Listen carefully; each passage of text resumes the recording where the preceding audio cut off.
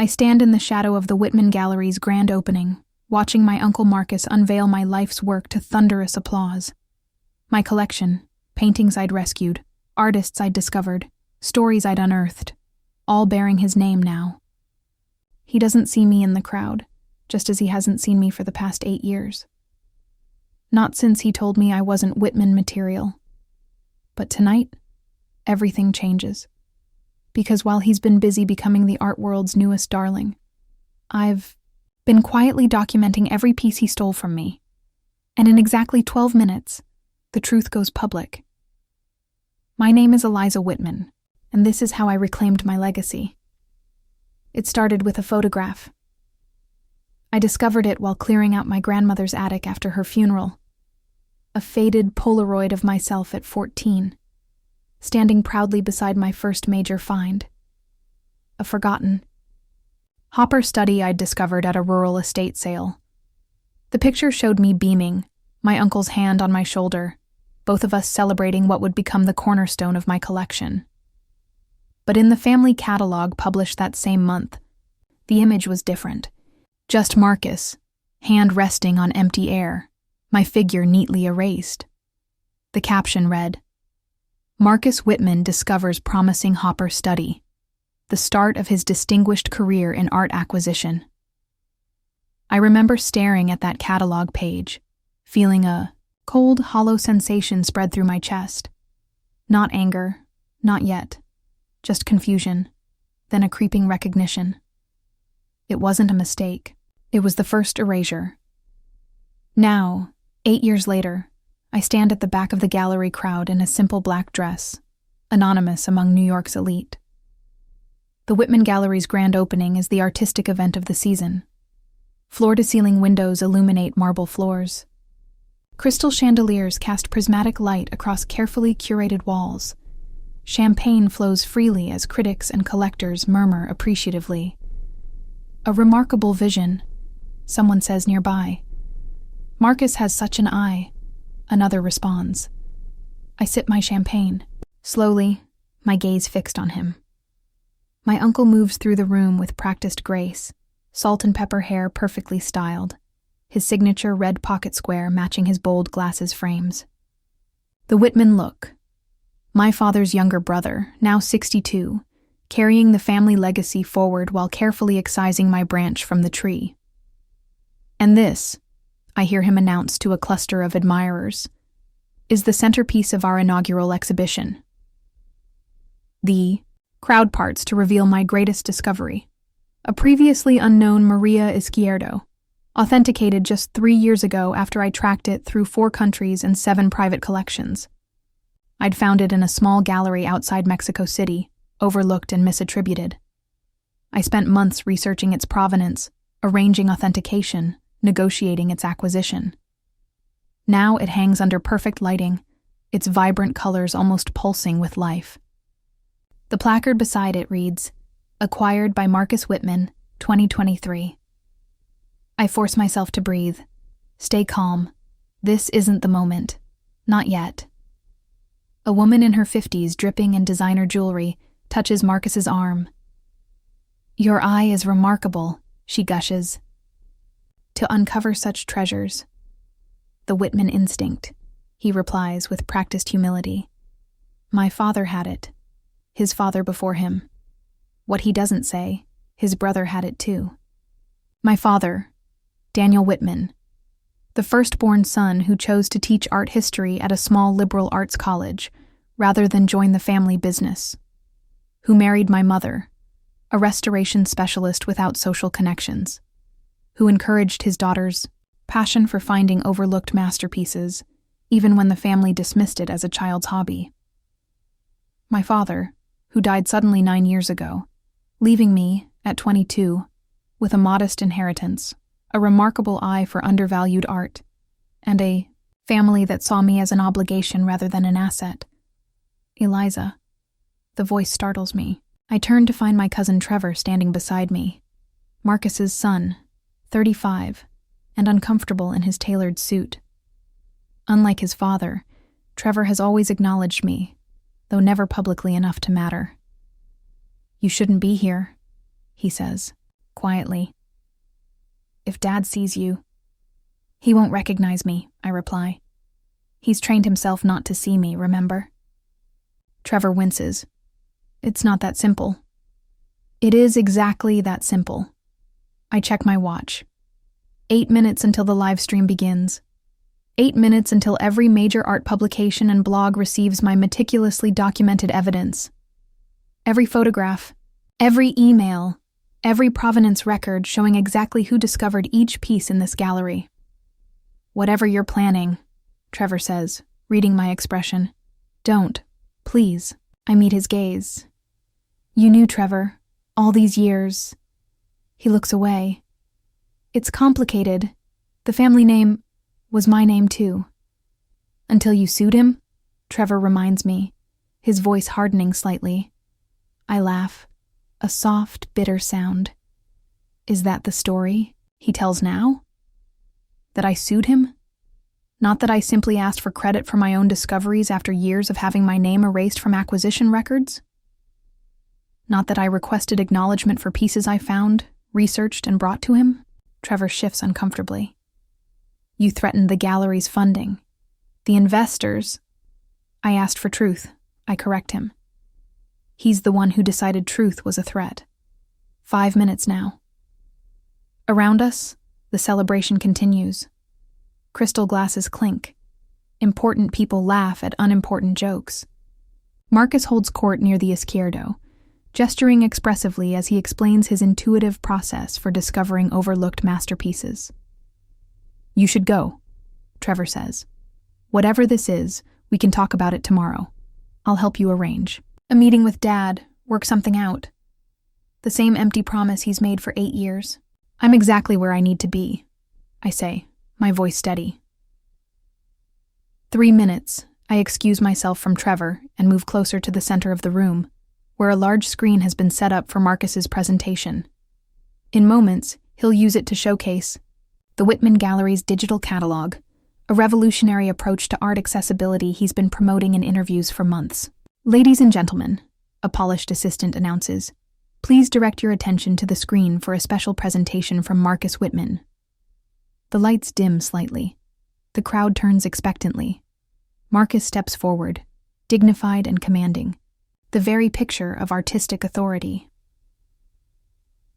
"The Whitman legacy," he begins, "has always been about seeing what others miss, finding beauty where others have overlooked it.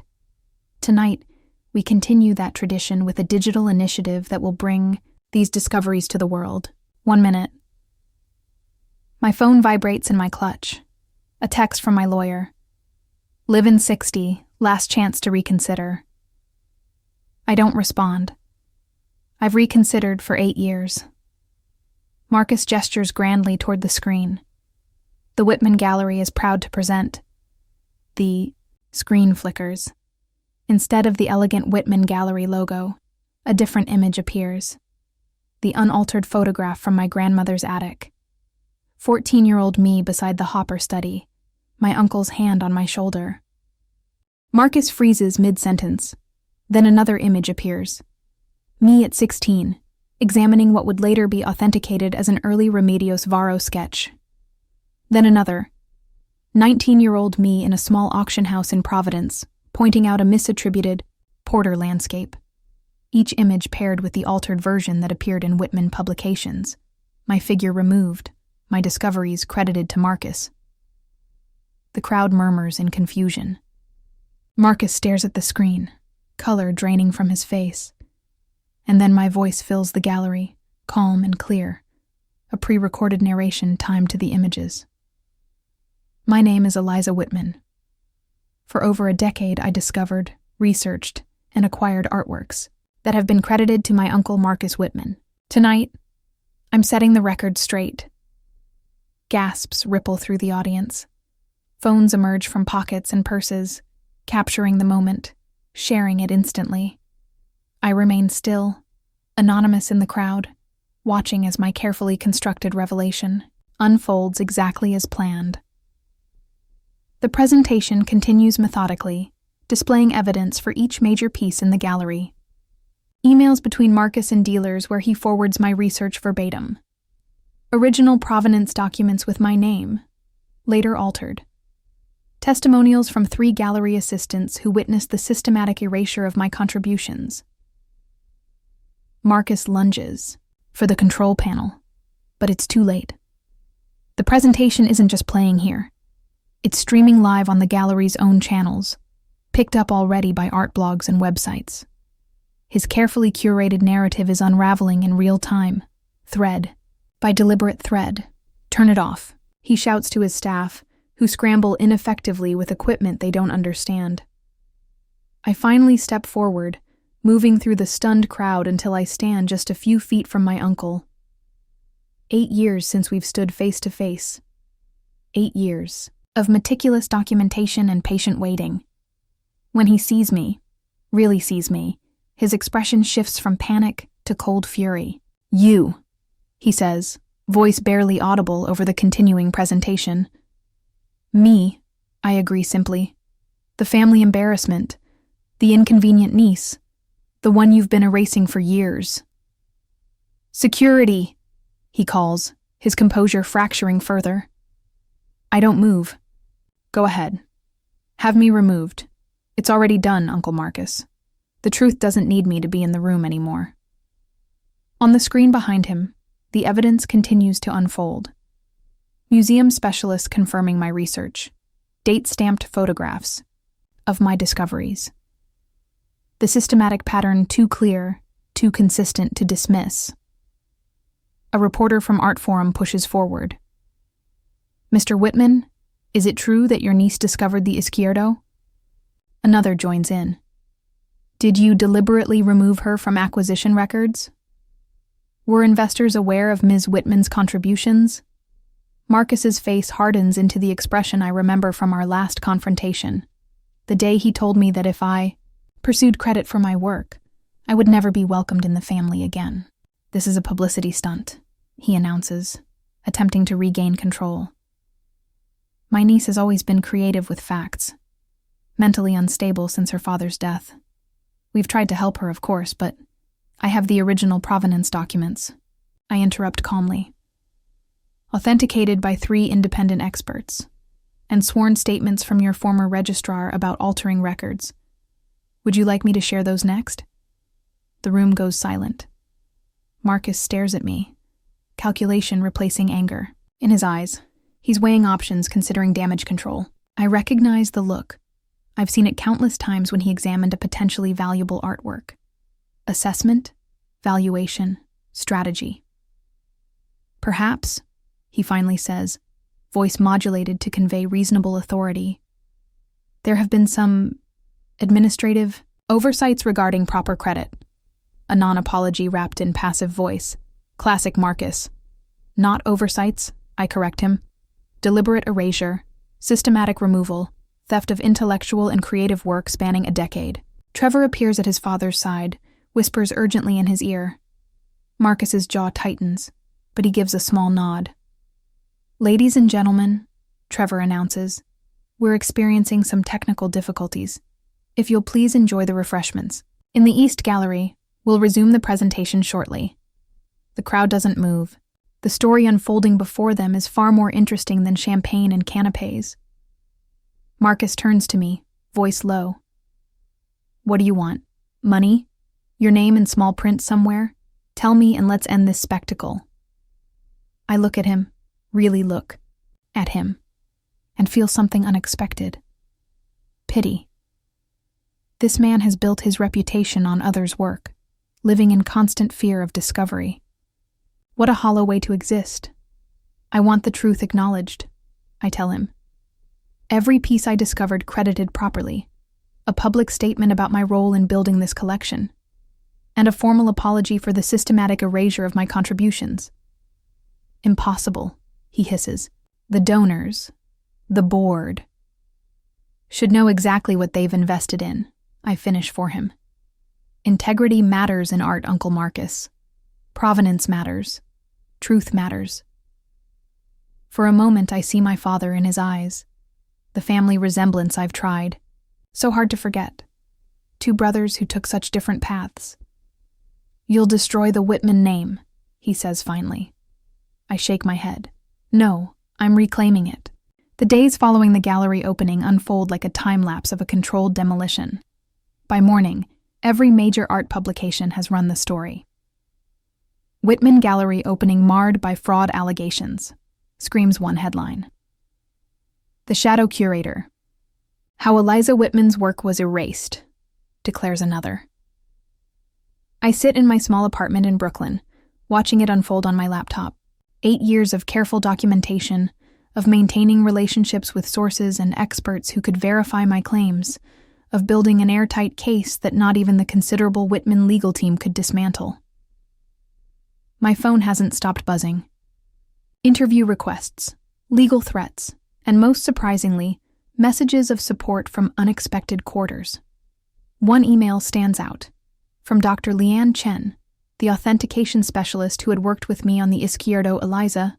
I've wondered for years why your name disappeared from the provenance records. Marcus told us you had chosen to remain anonymous, that you were uncomfortable with public attention.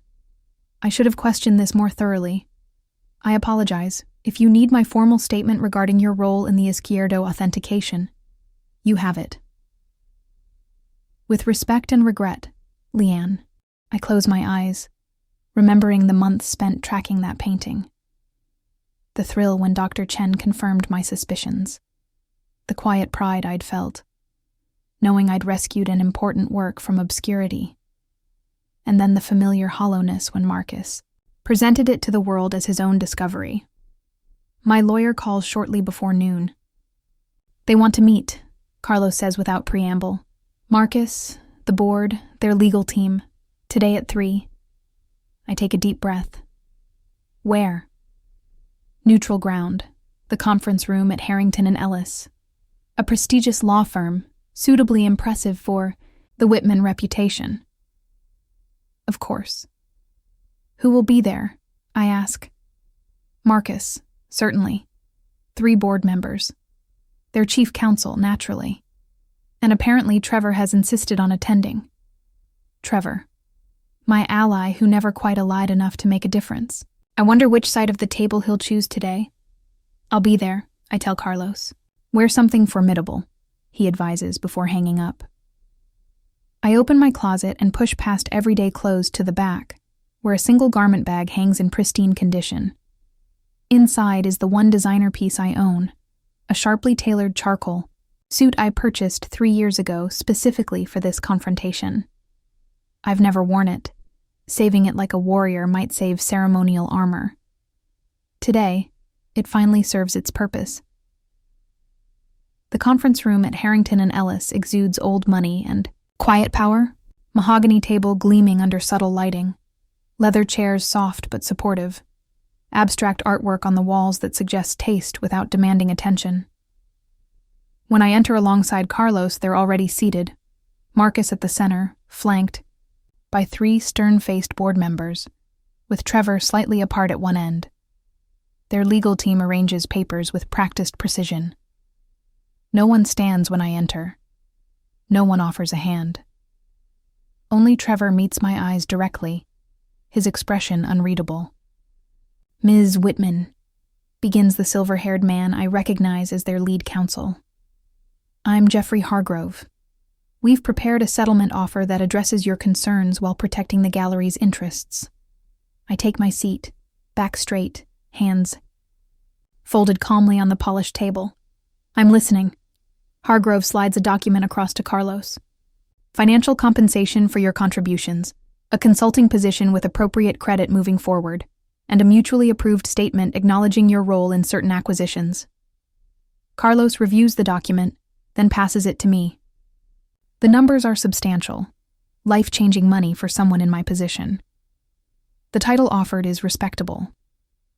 The proposed statement, however, is carefully worded to suggest a collaborative relationship rather than acknowledging the systematic erasure that actually occurred. I look up at Marcus, who hasn't spoken yet. Is this how you see what happened? A consulting arrangement where credit was unfortunately overlooked? His face remains impassive. It's a generous offer, Eliza. Far more than most would receive in your position. My position, I repeat slowly. You mean the position of having my work stolen and my existence erased from my own family's records? One of the board members, a woman in her 60s with impeccable pearl earrings, interjects. Ms. Whitman, the board was unaware of any impropriety.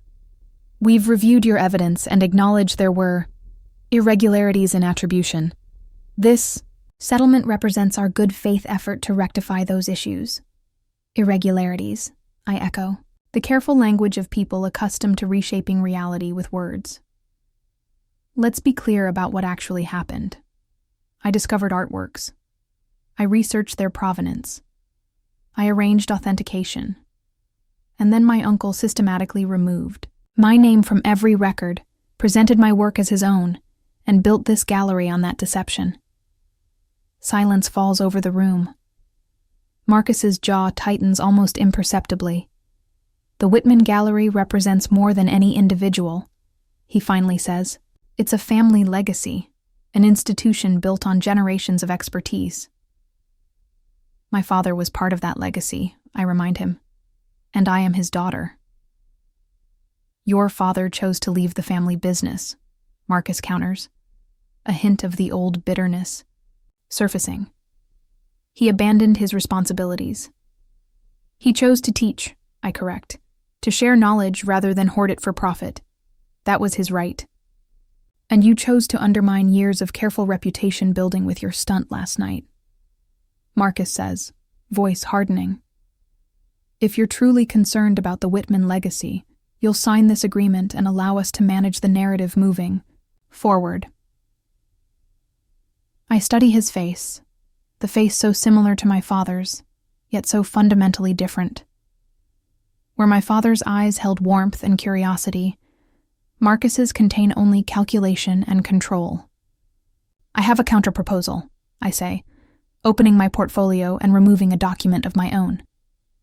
Carlos looks surprised. This isn't part of our discussed strategy. But some decisions can't be made in advance. Some must be felt in the moment. Full curatorial credit for every piece I discovered. A prominent exhibition documenting the true provenance history of the collection.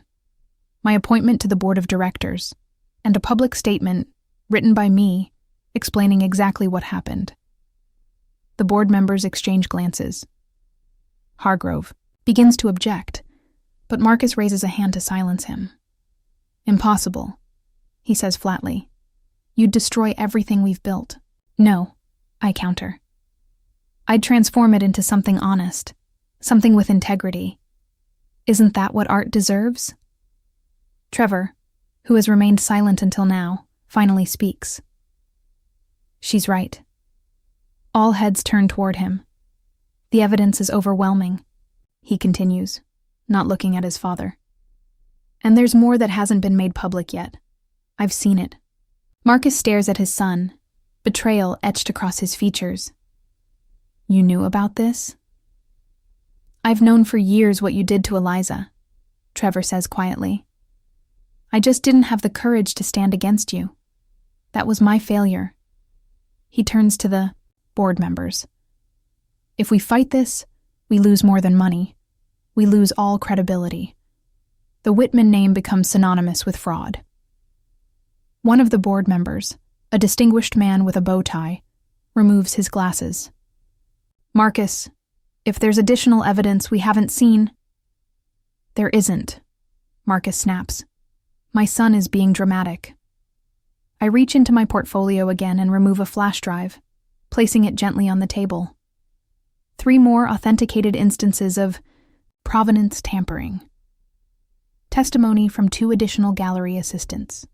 And documentation of funds transferred from gallery accounts to pay for my research expenses, categorized as Marcus's acquisition travel. The room grows very still. That's embezzlement, Hargrove says quietly, the first crack in his professional demeanor. No, Marcus argues. It was legitimate business expense for acquisition research. Conducted by me, I point out, without credit or compensation. The pearl-wearing board member sighs deeply. I think we need to reconsider our position. For the next 2 hours, we negotiate. Not from positions of emotion, but from evidence, documentation, and the undeniable reality of what the art world now knows. With each point of discussion, Marcus grows quieter, his posture less commanding, his certainty visibly eroding. By evening, we have a new agreement. Not everything I asked for, the board balked at immediate directorship, but substantial recognition, curatorial credit for my discoveries, a special exhibition documenting the true provenance history, a senior position with real authority, and most importantly, a public statement acknowledging exactly what happened. As the board members and lawyers gather their things, Marcus remains seated, staring at the signed agreement. I stand to leave, but he speaks, his voice lower than before. "Was it worth it?" he asks. "Dismantling your own family name this way?" I consider his question carefully. "I didn't dismantle anything, Uncle Marcus. You did that when you decided I didn't deserve to exist in the family's story." "Your father would be disappointed," he says, a final attempt to wound. I smile, genuinely. "No. My father taught me that art deserves truth. That preservation means protecting not just objects, but their stories.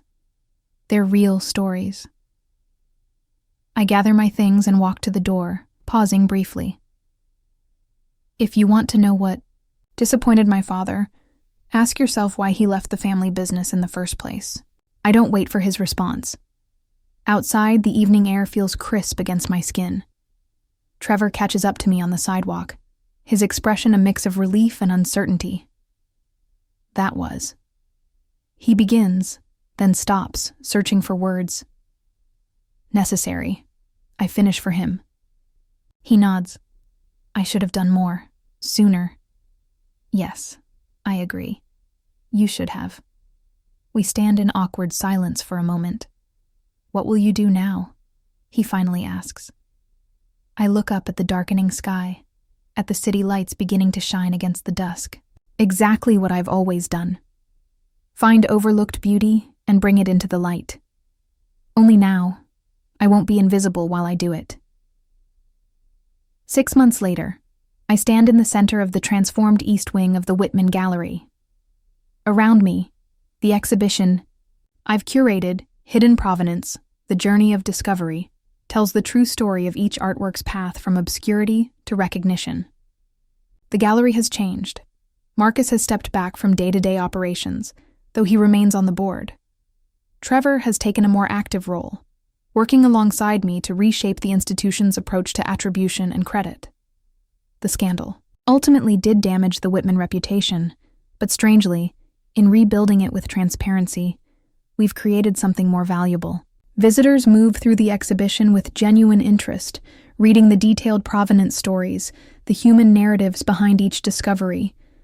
Art students sketch in corners, inspired not just by the masterpieces, but by the process of authentication and research revealed in our displays. Near the Izquierdo, now correctly attributed with my name as discoverer, I've installed a small case containing my research journals, travel receipts, and correspondence with experts. The unvarnished documentation of what discovery actually entails. Not glamorous moments of inspiration, but years of patient work, false leads, and incremental progress. "It's extraordinary," says a voice beside me. I turn to find Dr. Leanne Chen, the authentication specialist, whose email had meant so much in those first chaotic days after the revelation. "The exhibition?" I ask. "The transformation," she clarifies. "Of the gallery, certainly, but also of the narrative around discovery itself. You've changed how people understand provenance." I smile, genuinely pleased by her observation. That was the goal. Not just to correct the record of who found what, but to show how finding happens, the messy reality of it. We walk together through the exhibition, pausing occasionally to discuss technical details or interesting reactions from visitors. It feels natural, this professional exchange. 6 months ago, I couldn't have imagined standing here as a recognized curator, my name prominent on the wall text, my expertise acknowledged. Near the end of our tour, Dr. Chen asks the question I've heard countless times since the settlement. Have you and your uncle reconciled? I consider my answer carefully. We work together when necessary. We acknowledge each other's existence. That's progress of a sort. What I don't say, how Marcus still stiffens when I enter a room. How he refers to my niece rather than using my name in board meetings. How he scrutinizes every decision I make with barely concealed resentment. Some wounds don't heal. Some simply become part of the landscape you navigate. And what's next for you? Dr. Chen asks. I've heard rumors about a new research project. I smile. Actually, yes. I've been tracking a collection that was dispersed during the Spanish Civil War. Smaller works, mostly, but with fascinating provenance questions. Under the Whitman banner? Partially, I acknowledge.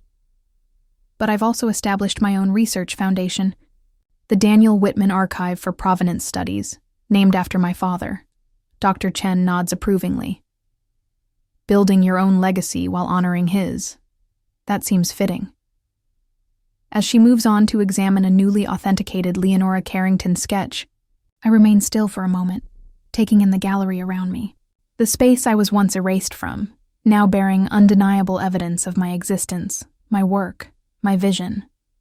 It isn't perfect. The settlement required compromise. Some board members still view me with suspicion, and reconciliation with Marcus remains a distant, perhaps impossible prospect.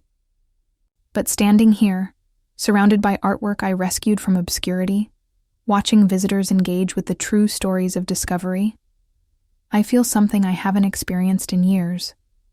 Peace. Not the hollow piece of resignation that I lived with while being erased, but the solid piece of truth acknowledged. I catch a glimpse of myself reflected in the glass covering a small Delaunay study, one of my earliest finds. The woman looking back at me isn't defined by what was taken from her, but by what she's built. My phone buzzes with a text message. It's from Trevor. Board approved the research funding for the Spanish Civil War project.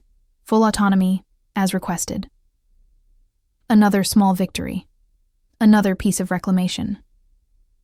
Near the gallery exit, a young woman approaches me, exhibition catalog clutched in her hands. Excuse me, are you Eliza Whitman? She asks hesitantly. I smile. Yes, I am. I'm an art history student, she explains. Your research methods section in the catalog.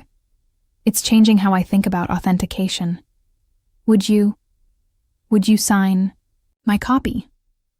I take the catalog from her, this physical record that can't be altered or erased. What's your name?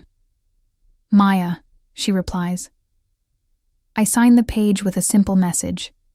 For Maya, find what others miss. Tell the true story. Eliza Whitman. As she walks away, catalog held carefully against her chest, I think about legacy.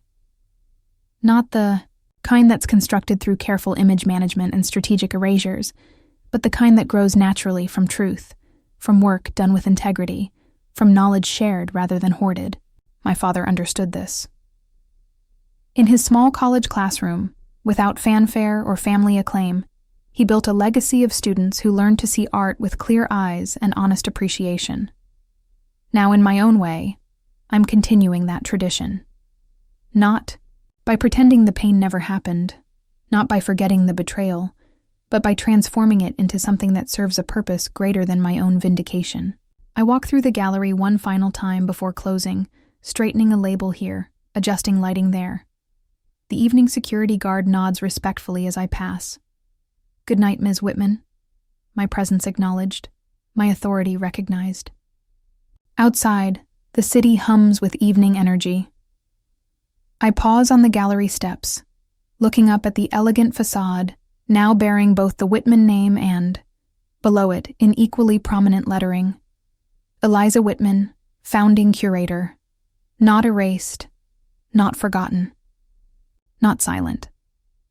In my pocket, I carry a small token, the only thing I kept from the painful past. A gallery visitor's badge from 8 years ago. The word, guest, printed in impersonal type. I keep it not to nurture bitterness, but as a reminder of how far I've come. From unnamed guest to founding curator. From erased to essential. Some might call what I did revenge. Perhaps in some ways it was. But true revenge would have been destruction, tearing down the gallery, the collection, the Whitman name itself. What I chose instead was reclamation. Taking back not just my work, not just my name, but my place in the narrative, my right to exist in the story. As I descend the steps and merge into the flow of pedestrians, I think about tomorrow's board meeting, about the Spanish Civil War research project, about the student whose perspective on authentication has already been changed. This is my legacy now. Not perfect, not painless, but undeniably, irrevocably mine.